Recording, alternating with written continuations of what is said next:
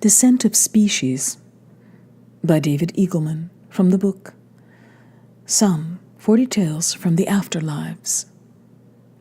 In the afterlife, you are treated to a generous opportunity. You can choose whatever you would like to be in the next life. Would you like to be a member of the opposite sex? Born into royalty? A philosopher with bottomless profundity? A soldier facing triumphant battles?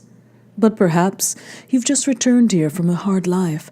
Perhaps you were tortured by the enormity of the decisions and responsibilities that surrounded you. And now there's only one thing you yearn for: simplicity. That's permissible. So for the next round, you choose to be a horse. You covet the bliss of that simple life. Afternoons of grazing in grassy fields, the handsome angles of your skeleton, and the prominence of your muscles, the peace of the slow flicking tail, or the steam rifling through your nostrils as you lope across snow-blanketed plains. You announce your decision. Incantations are muttered.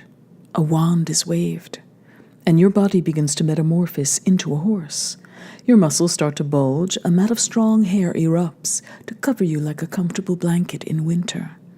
The thickening and lengthening of your neck immediately feels normal as it comes about. Your carotid arteries grow in diameter. Your fingers blend hoofward. Your knees stiffen. Your hips strengthen. And meanwhile, as your skull lengthens into its new shape, your brain races in its changes. Your cortex retreats as your cerebellum grows. The homunculus melts man to horse. Neurons redirect. Synapses unplug and replug on their way to equestrian patterns. And your dream of understanding what it is like to be a horse gallops toward you from the distance. Your concern about human affairs begins to slip away.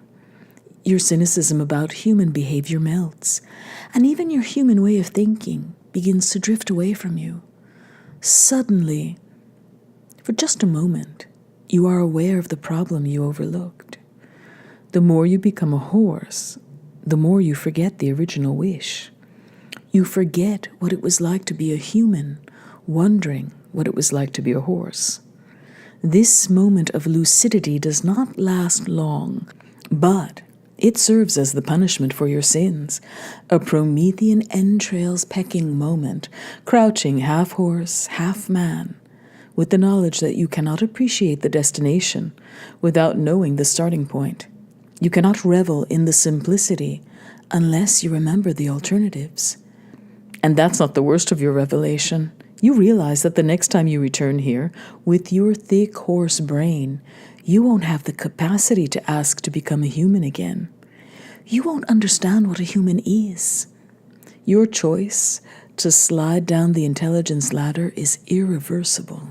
And just before you lose your final human faculties, you painfully ponder what magnificent extraterrestrial creature, enthralled with the idea of finding a simpler life, chose in the last round to become a human.